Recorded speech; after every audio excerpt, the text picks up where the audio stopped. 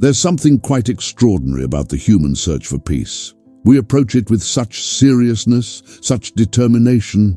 We read spiritual books, attend workshops, practice meditation, follow gurus, change our diets, rearrange our lives, all in pursuit of this elusive state we call peace. And yet, despite all these efforts, true and lasting peace seems to remain just beyond our grasp. We catch glimpses of it, brief moments of clarity and stillness, but then it slips away again, and we're back to the familiar state of subtle discontent, anxiety, and inner conflict that characterizes so much of our existence. And so we redouble our efforts, convinced that if we just try harder, practice more diligently, or find the right technique, peace will finally be ours. But what if I told you that peace isn't something you need to achieve? What if it isn't the result of effort, practice, or accumulation? What if peace is actually your natural state, already present beneath the layers of confusion that obscure it? What if the reason peace feels so elusive isn't that you haven't found the right path to it, but that you're actively, though unconsciously, maintaining the very illusions that prevent you from recognizing the peace that's already here? If you enjoy this type of deep reflection, don't forget to subscribe to the channel and like this video. And most importantly, leave a comment below telling us if this has ever happened to you, or if you know someone who passed through this. You see, our minds are extraordinary machines for creating and sustaining illusions. We're so deeply identified with these illusions, so convinced of their reality, that we don't even recognize them as illusions. They've become the water we swim in, the air we breathe, the unquestioned background of our experience. And these illusions form a kind of veil between us and the peace that is our birthright, our natural inheritance, our true nature beneath all the layers of conditioning and confusion. The first illusion you must let go of to find true peace is the illusion of the separate self. This is perhaps the most fundamental and pervasive of all human illusions, the belief that you are a distinct, independent entity, separate from the rest of existence. This illusion manifests as the sense of being a me inside your head, looking out at a world that exists out there. It's the feeling of being a subject in a world of objects, a central reference point around which all experience revolves. And it's so deeply embedded in our consciousness that we rarely, if ever, question it. But what happens when you look closely at this sense of being a separate self? Where exactly is this me that you take yourself to be? Is it in your body, your mind, your emotions, your memories, your roles and relationships? When you really investigate, you discover something quite astonishing. You cannot actually locate a solid, permanent, independent self anywhere in your experience. What you call me turns out to be more like a process than a thing, more like a verb than a noun, more like a complex pattern of energy than a solid entity. I remember speaking with a woman, let's call her Sarah, who had spent decades reinforcing this sense of separate selfhood through achievement, acquisition, and self-improvement. She had built an impressive identity, successful career, beautiful home, admirable skills, carefully curated image. And yet, despite all her accomplishments, peace eluded her. There was always more to achieve, more to become, more to protect. Her happiness was always conditional, dependent on circumstances aligning with her preferences. Her peace was always temporary, vulnerable to the inevitable changes and challenges of life. It was only when Sarah began to question this fundamental assumption of being a separate self that something shifted. Not through adding more spiritual achievements to her collection, but through a direct recognition of what was already true beneath the illusion. As she allowed the boundaries of her assumed identity to soften, as she began to experience herself not as a separate entity, but as an expression of life itself, a natural peace emerged. Not as something gained, but as something revealed when the illusion of separation fell away. The second illusion you must let go of to find true peace is the illusion of control. Most of us live with the implicit belief that we can and should control our experience, our thoughts, our emotions, our bodies, our circumstances, other people, the future. We expend enormous energy trying to manipulate reality to match our preferences, to eliminate uncertainty, to guarantee security and satisfaction. And when reality inevitably fails to conform to our expectations, we experience frustration, anxiety, and suffering. This illusion of control is so ingrained that we rarely question it. We believe that more control would mean more peace. If only I could get my mind to behave, if only I could make my partner understand me, if only I could secure my financial future, then I would finally feel at peace. But this approach actually creates the opposite of peace. It puts us in a constant state of struggle with reality, forever trying to shape what is into what we think should be. I once knew a man, let's call him Michael, who exemplified this illusion. His life was an endless project of control and management. He controlled his diet meticulously, regulated his schedule down to the minute, micromanaged his employees, tried to direct his children's every choice, and maintained an impressive facade of having it all together. But beneath this veneer of control, he was exhausted, anxious, and fundamentally untrusting of life. The more he tried to control, the more he feared what he couldn't control, and the further he moved from the peace he so desperately sought. The shift for Michael came not through gaining more control, but through recognizing the illusory nature of control itself.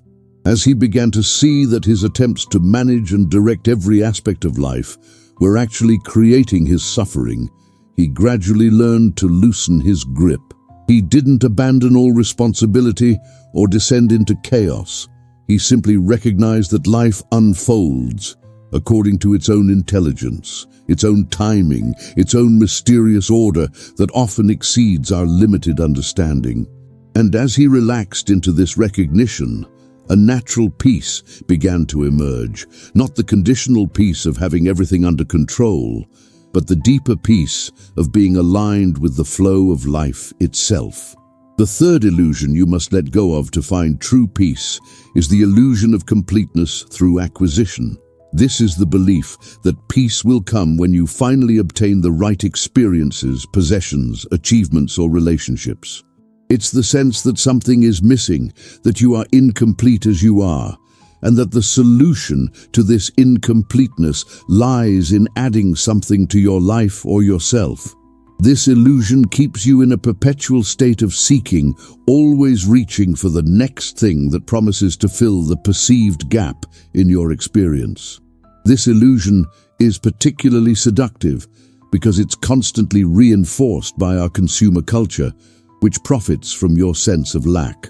The entire advertising industry is built on the premise that you're not quite complete until you have this product, this experience, this lifestyle.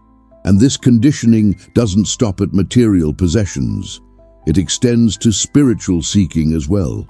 We approach enlightenment, awakening, or inner peace as something to acquire, an achievement to add to our collection, a state to reach that will finally complete us. I remember working with a spiritual seeker, let's call him David, who had spent decades accumulating experiences, techniques, and insights. He had studied with numerous teachers, attended countless retreats, practiced various forms of meditation, yoga, and energy work. His knowledge of spiritual traditions was encyclopedic. And yet, despite all this spiritual wealth, he confessed to feeling a persistent sense of lack, a nagging feeling that the final piece of the puzzle, the ultimate understanding that would complete his search, remained elusive. The breakthrough for David came not through adding more to his spiritual resume, but through recognizing the illusory nature of the search itself. The very premise of seeking completeness implied an incompleteness that didn't actually exist, except as a concept in his mind. As he began to question this fundamental assumption, as he allowed himself to rest in the simple recognition of what was already present rather than reaching for some future completion, a natural peace emerged. Not the conditional peace of finally arriving at his destination, but the inherent peace of realizing there was nowhere to go and nothing to obtain that wasn't already here. The fourth illusion you must let go of to find true peace is the illusion of time. Not time as a practical convenience for coordinating activities, but psychological time, the mental construct that divides experience into past, present, and future. This illusion manifests as the belief that peace lies in a future moment, when your circumstances or internal state will be different than they are now. It's the sense that you'll find peace when you resolve your past, achieve your goals, or reach a particular state of consciousness. This illusion keeps you perpetually postponing peace, always projecting it onto a future moment rather than recognizing what's available here and now. It creates a subtle but persistent background of discontent with the present, a sense that this isn't it, that real life, real peace, real fulfillment is somewhere else, sometime else, not here, not now. I once spoke with a woman, let's call her Emma, who had spent years in therapy working through her past trauma. She believed that peace would come when she had fully processed and released her difficult history. Then, when the past seemed sufficiently addressed, she shifted her focus to the future, convinced that peace would arrive when she achieved her goals. The right career, the right relationship, the right spiritual understanding. But whether focused on healing the past or creating the future, peace remained elusive, always just beyond reach, in a time other than now. The shift for Emma came when she began to question this orientation toward time itself, as she allowed herself to fully enter the present moment, not as a spiritual technique or an attempt to escape the past and future, but as a direct recognition of where life actually happens. She discovered that peace wasn't waiting for her in some future state. It was available now, in the immediacy of present experience, regardless of the content of that experience. This didn't mean her past disappeared or her future became irrelevant. It meant that her relationship with time shifted from a source of division and postponement to a practical dimension of experience that didn't obscure the peace already inherent in the present moment. The fifth illusion you must let go of to find true peace is the illusion of definitions. This is the belief that reality can be adequately captured through concepts, labels, and mental categories. It's the habit of mistaking our abstractions, our maps, our descriptions of reality for reality itself. This illusion keeps us trapped in a conceptual overlay, experiencing our interpretations of life rather than life directly. It creates a kind of buffer between us and the immediacy of experience, a layer of mental commentary that distances us from the inherent peace of simple being. This illusion is particularly difficult to recognize because thinking and conceptualizing are so valued in our culture. We believe that understanding reality means being able to define it, categorize it, explain it. We accumulate knowledge, analysis, and interpretation, mistaking these conceptual structures for wisdom.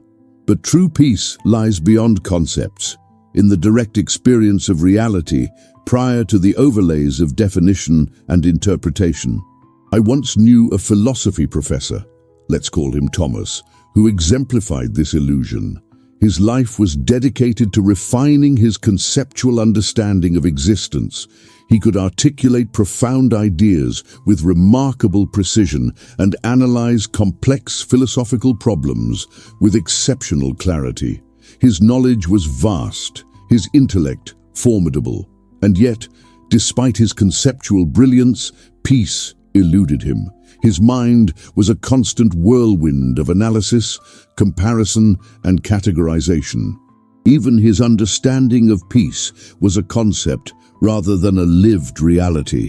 The breakthrough for Thomas came during a silent retreat, where for the first time, he allowed himself to rest in simple awareness without the compulsion to conceptualize his experience. As he began to recognize the difference between direct perception and mental interpretation, between the actuality of this moment and his concepts about it, a natural peace emerged. Not the conditional peace of having the right understanding, but the inherent peace of experiencing reality directly prior to the divisions and complications of conceptual thought. The sixth illusion you must let go of to find true peace is the illusion of the problematic present. This is the belief that there's something wrong with this moment, that your current experience is somehow inadequate, incomplete, or in need of transformation. It's the habitual orientation toward the present as a problem to be solved, rather than a reality to be embraced. This illusion keeps us in a constant state of subtle rejection of what is, always trying to change, improve, or escape our current experience. This illusion is deeply embedded in our approach to spiritual growth and personal development. We come to meditation, therapy, or other practices with the implicit belief that something is wrong with us, with our minds, with our emotions, with our experience. We're trying to fix ourselves, to transform our experience from problematic to peaceful. But this very approach reinforces the illusion that peace is absent, that something needs to be changed before peace can be present. I remember a meditation student, let's call her Lisa, who approached her practice with this orientation. Every time she sat to meditate, she was subtly trying to make her experience different than it was, calmer, quieter, more blissful, more spiritual. If her mind was busy, that was a problem to be solved. If emotions arose, those were distractions to be overcome. If her body was uncomfortable, that was an obstacle to be eliminated. Her entire practice was based on the illusion that peace would come when she successfully transformed her problematic present into a more acceptable state. The shift for Lisa came when she began to question this fundamental orientation. What if nothing needed to change for peace to be present? What if the very expectation of transformation was the obstacle to recognizing the peace already inherent in this moment, exactly as it is? As she allowed herself to meet her experience with acceptance rather than resistance, to embrace the full spectrum of her humanity rather than trying to engineer a more spiritual state, a natural peace emerged. Not the conditional peace of having the right kind of experience, but the unconditional peace that arises when nothing in this moment is rejected or deemed problematic. The seventh and final illusion you must let go of to find true peace is the illusion of the separate path. This is the belief that peace is the destination of a spiritual journey that you undertake as an individual, separate from the whole of life. It's the sense that your awakening, your liberation, your peace is a private matter, distinct from the awakening and liberation of all beings. This illusion keeps us in a state of spiritual isolation, focused on our personal progress, our individual attainment, our solitary path to peace. This illusion manifests in the way we approach spiritual practice as a project of self-improvement, rather than a process of recognizing our fundamental non-separation from all that is. It shows up in the subtle spiritual pride that can arise when we compare our level of attainment to others, in the way we might withdraw from the messiness of human connection in pursuit of personal tranquility, in how we might use spiritual understanding as a buffer against the suffering of the world, rather than as a basis for deeper engagement with it. I once knew a spiritual teacher, let's call him James, who had attained a remarkable degree of inner stillness through years of solitary practice. He had withdrawn from the complexities of ordinary life to maintain his hard-won peace, creating a kind of spiritual bubble around himself. He taught others to do the same, to protect their peace from the disturbances of the world, to cultivate a private sanctuary of stillness separate from the chaos of ordinary existence.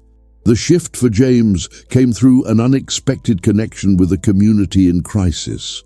As he allowed himself to be drawn into their suffering, to meet their pain without the buffer of spiritual distance, he discovered a deeper dimension of peace, not the conditional peace of personal sanctuary, but the all-encompassing peace that arises from recognizing our essential unity with all of life, including its pain and complexity. This peace wasn't diminished by engagement with suffering, it was deepened by it, enriched by the recognition that true peace isn't a private possession, but the very nature of being itself, present even in the midst of difficulty. So these are the 7 illusions you must let go of to find true peace. The illusion of the separate self, the illusion of control, the illusion of completeness through acquisition, the illusion of time, the illusion of definitions, the illusion of the problematic present, and the illusion of the separate path. But here's the paradox.